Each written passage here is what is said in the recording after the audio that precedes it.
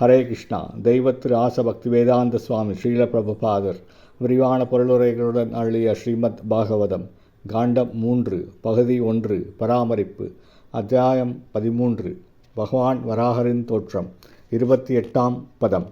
கிராணேன் பிருத்வியா பதவீம் விஜிக்ரன் क्रोडाबदेश स्वयं अत्वरांग करालदंश्रोपि अघराल दृक्भ्याम उद्वीक्ष विप्रान कृणदो விசத்கம்.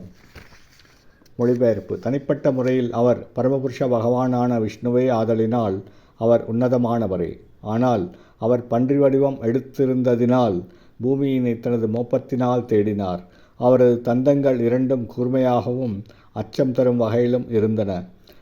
அவரது பார்வை தன்னை பிரார்த்தித்து கொண்டிருந்த அந்தன பக்தர்களின் மேல் சென்றது. அதன்பின் அவர் நீரினுள் புகுந்தார். பொருளுரை. நாம் எப்பொழுதும் நினைவில் கொள்ள வேண்டியது என்னவென்றால், பன்றியின் உடல் பருப்பொருளால் ஆகியது என்றாலும் கூட பகவானது பன்றியின் வடிவம் ஜடமாசுக்கள் அற்றது என்பதனையே. பூமியில் தெரியும் பன்றிக்கு சத்தியலோகம் தொடங்கி வானம் முழுதும் பறந்து விரியும் சக்தி கிடையாது. இறைவனது உடல் எல்லா சூழ்நிலைகளிலும் எப்பொழுதும் உன்னதமானதே ஆகும். ஆகையினால் பன்றியின் வடிவம் எடுத்தது அவரது திருவிளையாடல்களுள் ஒன்றே. அவரது உடல் வேதங்களின் வடிவமாக அல்லது உன்னதமாகவே இருக்கிறது.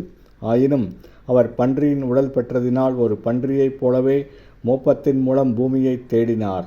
பகவானால் எந்த ஒரு உயிரின் பாத்திரத்தையும் அருமையாக நடிக்க முடியும்.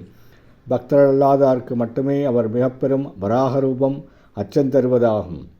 ஆனால் பக்தர்களுக்கு அவர் அச்சம் தருபவராக இல்லை. மாறாக அவரது இனிமையான பார்வை பக்தர்களின் மீது படும் பொழுது அவர்கள் உன்னத மகிழ்ச்சியினையே அடைந்தனர். ஹரே கிருஷ்ணா.